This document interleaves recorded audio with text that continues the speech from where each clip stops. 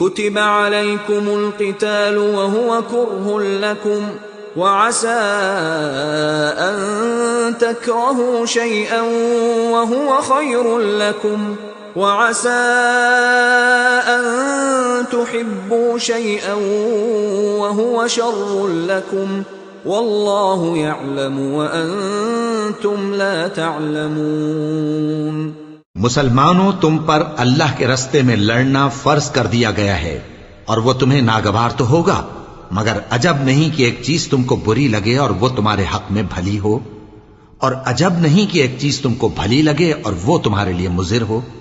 اور ان باتوں کو اللہ ہی بہتر جانتا ہے اور تم نہیں جانتے۔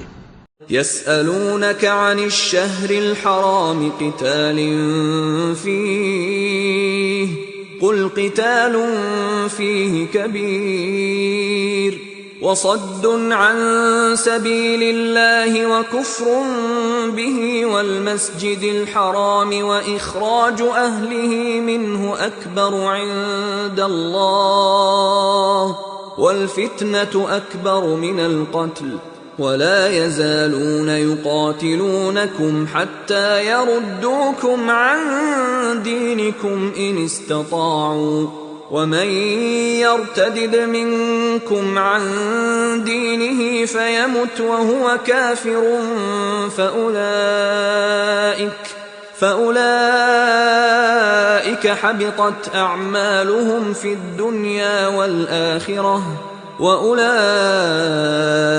أَصْحَابُ النَّارِ هُمْ فِيهَا خَالِدُونَ۔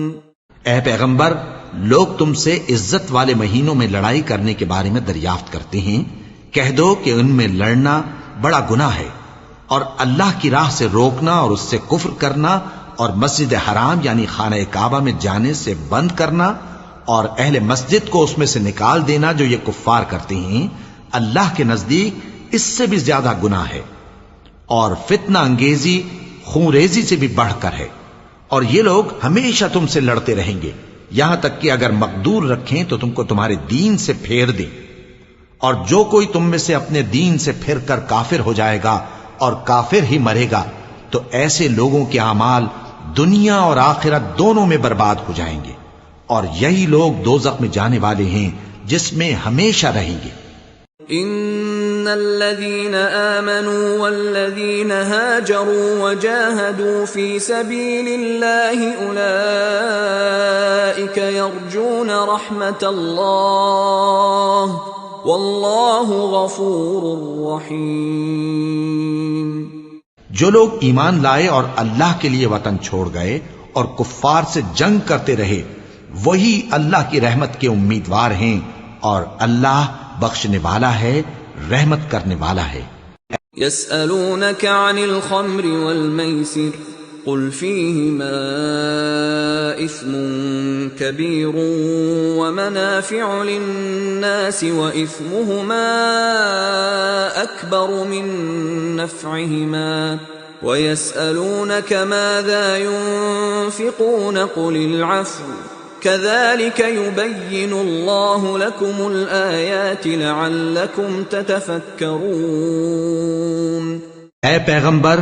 لوگ تم سے شراب اور جوئے کا حکم دریافت کرتے ہیں، کہہ دو کہ ان میں گناہ بڑے ہیں اور لوگوں کے لیے کچھ فائدے بھی ہیں، مگر ان کے گناہ فائدوں سے کہیں زیادہ ہیں، اور یہ بھی تم سے پوچھتے ہیں کہ اللہ کی راہ میں کون سا مال خرچ کریں، کہہ دو کہ جو ضرورت سے زیادہ ہو۔ اس طرح اللہ تمہارے لیے اپنے احکام کھول کھول کر بیان فرماتا ہے تاکہ تم سوچو۔